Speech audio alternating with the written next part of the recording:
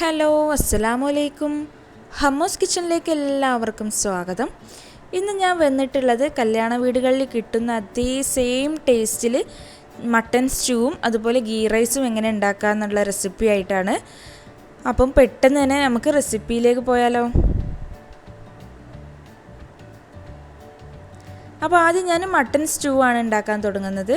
അതിനായിട്ടൊരു കുക്കറിലേക്ക് ഞാൻ കുറച്ച് വെളിച്ചെണ്ണ ഒഴിച്ച് കൊടുത്തിട്ടുണ്ട്.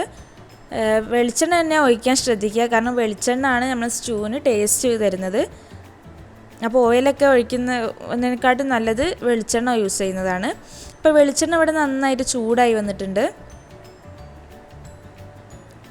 അപ്പോൾ വെളിച്ചെണ്ണ ചൂടായി വരുന്ന സമയത്ത് 2 മീഡിയം സൈസ് ഉള്ളി ചെറുതായി കട്ട് ചെയ്തത് ചേർത്ത് കൊടുക്കുക.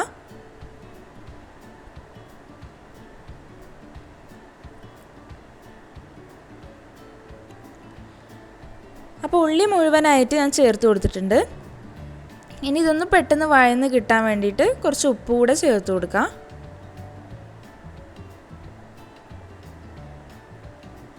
ഉപ്പും കൂടെ ചേർത്തിട്ട് നന്നായിട്ടൊന്ന് മിക്സ് ചെയ്തെടുക്കാം. ഇത് ബ്രൗൺ കളർ ആവുന്നത് വരെ വഴറ്റണമെന്നൊന്നുമില്ല, ജസ്റ്റ് ഒന്ന് വഴന്ന് കിട്ടിയാൽ മതി. അപ്പോൾ ഉപ്പ് ചേർത്തിട്ട് നന്നായിട്ടൊന്ന് ഇളക്കി കൊടുക്കുക.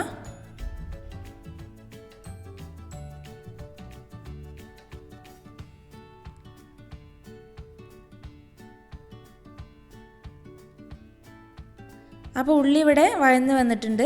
ഈ സമയത്ത് ഇതിലേക്ക് 3 പച്ചമുളക് നെടുകെ കയറിയത് ചേർത്ത് കൊടുക്കുക. ഇത് നല്ല എരിവുള്ള പച്ചമുളക് ആയതുകൊണ്ടാണ് ഞാൻ 3 എണ്ണം എടുത്തിട്ടുള്ളത്. എരിവ് കുറവാണെങ്കിൽ 7 അല്ലെങ്കിൽ 8 വരെ എടുക്കാം.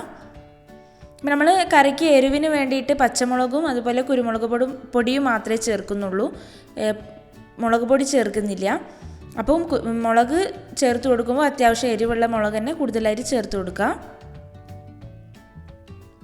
അപ്പോൾ മുളക് ചേർത്തതിന് ശേഷം നന്നായിട്ടൊന്ന് ഇളക്കി കൊടുക്കുക.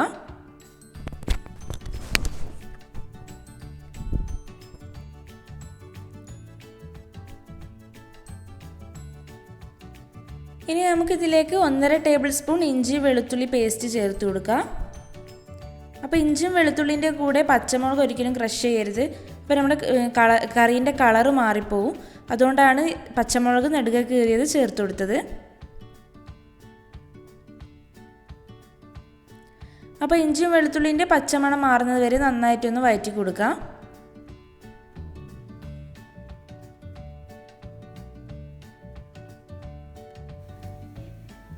അപ്പോൾ ഇഞ്ചി വെളുത്തുള്ളിൻ്റെ പച്ചമണം എല്ലാം മാറിയിട്ടുണ്ട്. ഈ സമയത്ത് ഇതിലേക്ക് വലിയ പഴുത്ത ഒരു തക്കാളി ചേർത്ത് കൊടുക്കുക.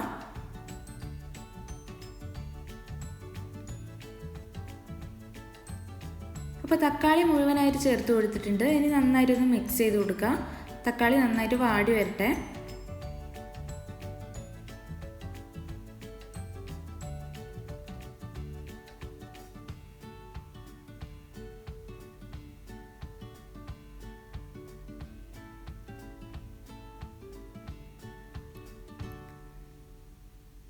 ഇനി നമ്മൾ ഇതിലേക്ക് വലിയൊരു ഉരുളക്കിഴങ്ങ് ചെറുതായി കട്ട് ചെയ്തത് ചേർത്ത് കൊടുക്കുന്നുണ്ട്. ഇത് നിർബന്ധമില്ല, ഓപ്ഷണലാണ്.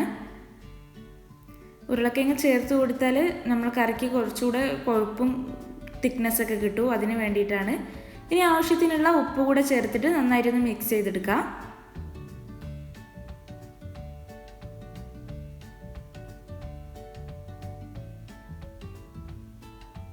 ഇനി ഇതിലേക്ക് നമുക്ക് പൊടികളെല്ലാം ചേർത്ത് കൊടുക്കാം. അതിലേക്ക് അധികം പൊടികൾ ചേർക്കുന്നില്ല.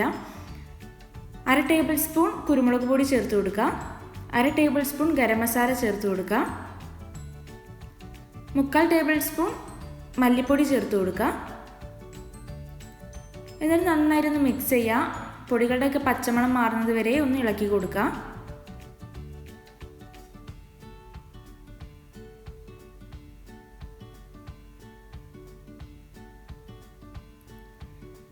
ഇനി നമുക്കിതിലേക്ക് മട്ടൻ ചേർത്ത് കൊടുക്കണം. 1/2 കിലോ മട്ടനാണ് ഞാൻ എടുത്തിട്ടുള്ളത്.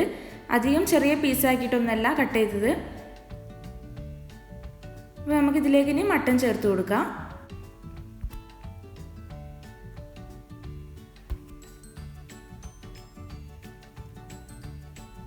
അപ്പോൾ മട്ടൻ ചേർത്തിട്ട് നന്നായിട്ടൊന്ന് മിക്സ് ചെയ്തെടുക്കാം.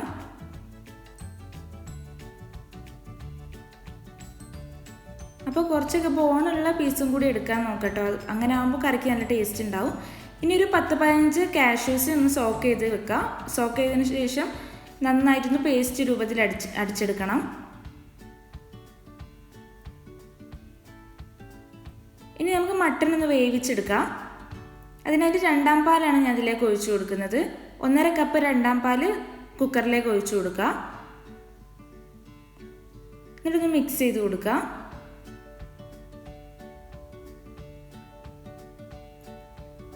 ഇനി 1/2 കപ്പ് വെള്ളം കൂടി ഇതിലേക്ക് ചേർത്ത് കൊടുക്കുക. ഇപ്പോൾ മട്ടൺ വേവിക്കുമ്പോൾ അധികം വെള്ളം ചേർക്കേണ്ട ആവശ്യമില്ല, മട്ടണിൽ നിന്ന് വെള്ളം ഇറങ്ങി വരും. പിന്നെ കുക്കർ അടിച്ച് വെച്ചിട്ട് മട്ടൺ ഒന്ന് വേവിച്ചെടുക്കുക. 5-6 വിസിലോട് കൂടിയിട്ട് തന്നെ മട്ടൺ വെന്തോളും. അപ്പോൾ ഓരോ മട്ടനും ഓരോ വേവാണ് ഉണ്ടാവുക, അതൊക്കെ ഒന്ന് നോക്കിയിട്ട് ചെയ്യാം. അപ്പോൾ ഉപ്പൊക്കെ നോക്കിയിട്ട് ഉപ്പൊന്ന് ചേർത്ത് കൊടുക്കുക. അതുപോലെ എരിവ് നോക്കിയിട്ട് കുരുമുളക് പൊടിയും ചേർത്ത് കൊടുക്കുക. ഞാനിവിടെ 1/4 ടേബിൾ സ്പൂൺ കുരുമുളക് പൊടി കൂടെ ചേർത്ത് കൊടുക്കുന്നുണ്ട്.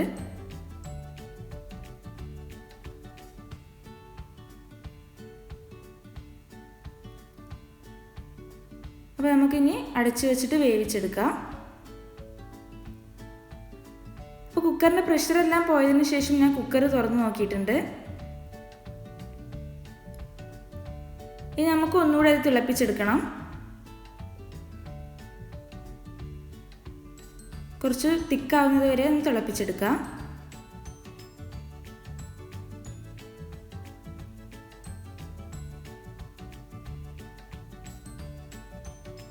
അപ്പോൾ നമ്മുടെ സ്റ്റൂ കുറച്ച് തിക്കായി വന്നിട്ടുണ്ട്. ഇതിലേക്ക് ഒരു പിടി മല്ലിയില ചേർത്ത് കൊടുക്കാം. നമ്മൾ നേരത്തെ പേസ്റ്റാക്കി വെച്ചിട്ടുള്ള കാഷ്യൂ ചേർത്ത് കൊടുക്കാം.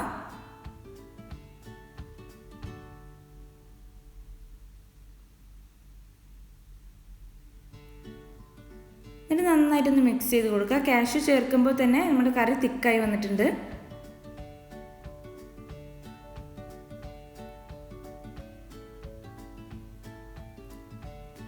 ഇനി ഉപ്പൊക്കെ നോക്കിയിട്ട് ഉപ്പൊക്കെ ചേർത്ത് കൊടുക്കുക.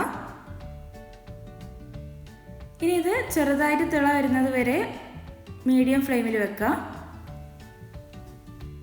അപ്പോൾ സ്റ്റൂ ചെറിയ തിളകളൊക്കെ വരുന്നുണ്ട്. ഈ സമയത്ത് 1.5 കപ്പ് 1ാം പാല്, നല്ല കട്ടിയുള്ള പാല് ഇതിലേക്ക് ചേർത്ത് കൊടുക്കുക. പാല് ചേർത്തതിന് ശേഷം കറി ഒരിക്കലും തിളപ്പിച്ചെടുക്കരുത്. നമ്മുടെ തേങ്ങാപ്പാലായതുകൊണ്ട് പെട്ടെന്ന് പിരിഞ്ഞു പോവും. അപ്പോൾ ജസ്റ്റ് ഒന്ന് ചൂടായി വന്നാൽ മതി.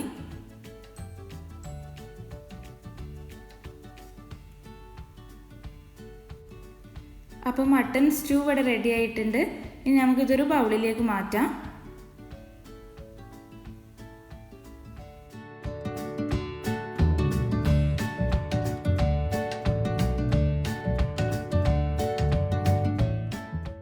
ഇനി ഇത് ജസ്റ്റ് ഒന്ന് ഗാർണിഷ് ചെയ്യാൻ വേണ്ടിയിട്ട് മുകളിൽ കുറച്ച് മല്ലിയില ഇട്ട് കൊടുക്കാം. ഇനി നമുക്ക് അടുത്ത റെസിപ്പിയിലേക്ക് പോകാം. ഗീ റൈസ് നെയ്ച്ചോറ് ഉണ്ടാക്കാൻ തുടങ്ങാം. അപ്പോൾ അതിനു മുന്നേ സബ്സ്ക്രൈബ് ചെയ്യാത്തവരാണ് ഈ ചാനൽ കാണുന്നതെങ്കിൽ ഒന്ന് സബ്സ്ക്രൈബ് ചെയ്യണേ. തൊട്ടടുത്തുള്ള ബെൽ ബട്ടണിൽ ഓൾ എന്ന ഓപ്ഷൻ കൊടുക്കാനും മറക്കരുത്. അപ്പോൾ ഒരു പാത്രത്തിലേക്ക് കുറച്ച് ഓയിലും അതുപോലെ 2 ടേബിൾ സ്പൂൺ നെയ്യും ഇട്ട് കൊടുക്കുക.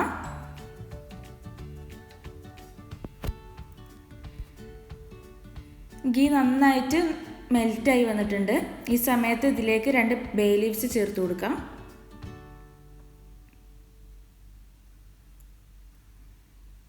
രണ്ട് ചെറിയ കഷ്ണം പട്ട ചേർത്ത് കൊടുക്കുക. 3 ഏലക്ക ചേർത്ത് കൊടുക്കുക.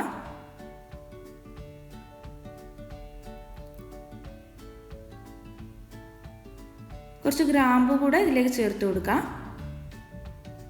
ഇനി ഇത് നന്നായിട്ട് റോസ്റ്റ് ആയിട്ട് വരട്ടെ.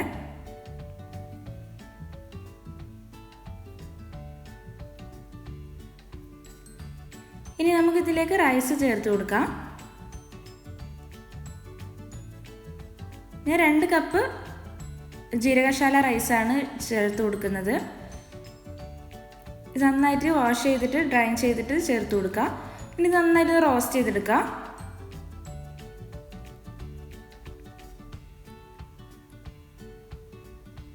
റൈസ് നന്നായിട്ട് ഡ്രൈ ആയി വരട്ടെ. ഇങ്ങനെ ചെയ്തിട്ടുണ്ടെങ്കിൽ നമ്മുടെ റൈസ് നല്ല പെർഫെക്റ്റ് ആയിട്ട് സെപ്പറേറ്റ് ആയിട്ട് തന്നെ കിട്ടും. ഒട്ടിപ്പിടിക്കൊന്നുമില്ല. ഇപ്പോൾ റൈസ് ഇവിടെ നല്ല പെർഫെക്റ്റായിട്ട് റോസ്റ്റ് ആയിട്ടുണ്ട്. ഇനി നമുക്കിതിലേക്ക് വെള്ളം ചേർത്ത് കൊടുക്കാം. അപ്പോൾ 2 കപ്പ് റൈസാണ് ഞാൻ എടുത്തിട്ടുള്ളത്. അപ്പോൾ ഇതിലേക്ക് 3 കപ്പ് വെള്ളം ചേർത്ത് കൊടുക്കുക. നന്നായിട്ട് തിളച്ച വെള്ളം ചേർത്ത് കൊടുക്കുക, പച്ചവെള്ളം ചേർത്ത് കൊടുക്കരുത്. ഇനി നന്നായിട്ടൊന്ന് ഇളക്കിയതിന് ശേഷം ആവശ്യത്തിനുള്ള ഉപ്പ് ചേർത്ത് കൊടുക്കുക. അപ്പോൾ ഉപ്പൂടെ ചേർത്തിട്ട് ഒന്ന് ഇളക്കി കൊടുക്കാം. ഇനി ഒരു മാക്സിമം 6-7 മിനിറ്റ് ഇതൊന്ന് അടച്ച് വെക്കുക. അതിനുള്ളിൽ തന്നെ റൈസ് പെർഫെക്റ്റ് ആയിട്ട് കിട്ടും. അപ്പോൾ 6 മിനിറ്റിന് ശേഷം ഞാൻ തുറന്ന് നോക്കിയിട്ടുണ്ട്. റൈസ് നല്ല പെർഫെക്റ്റ് ആയിട്ട് തന്നെ കുക്കായിട്ടുണ്ട്. ഇനി നമുക്ക് ലോ ഫ്ലെയിമിൽ 2 മിനിറ്റ് ഇത് തുറന്ന് വെച്ചിട്ടൊന്ന് കുക്ക് ചെയ്തെടുക്കാം. അപ്പോൾ എന്തെങ്കിലും വെള്ളം എന്തെങ്കിലും ഉണ്ടെങ്കിൽ ഡ്രൈ ആയിക്കോളും. അപ്പോൾ നമ്മുടെ ഗീ റൈസ് ഇവിടെ റെഡി ആയിട്ടുണ്ട്. ഇനി ഇതിന് റൈസ് ഗാർണിഷ് ചെയ്യാൻ വേണ്ടിയിട്ട് കുറച്ച് ഓണിയൻസ് നമുക്ക് ഫ്രൈ ചെയ്തെടുക്കാം.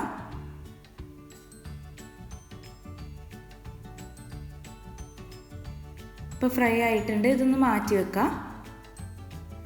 ഇനി കുറച്ച് കാഷ്യൂസ് അതുപോലെ കിസ്മിസും ഇട്ടിട്ട് ഒന്ന് റോസ്റ്റ് ചെയ്തെടുക്കാം.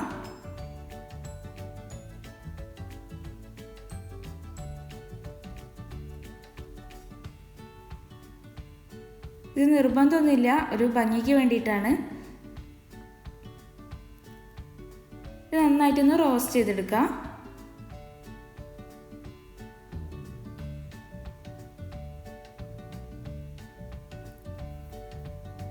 ഇനി നമുക്കിത് മാറ്റി വെക്കാം. നന്നായിട്ട് റോസ്റ്റായി വന്നിട്ടുണ്ട്.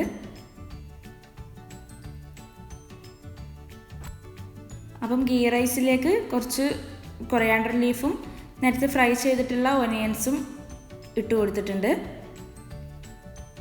ഇനി കാഷ്യൂസും അതുപോലെ കിസ്മിസും ഇതിൻ്റെ മുകളിലേക്കായിട്ട് നമുക്ക് വെച്ച് കൊടുക്കാം.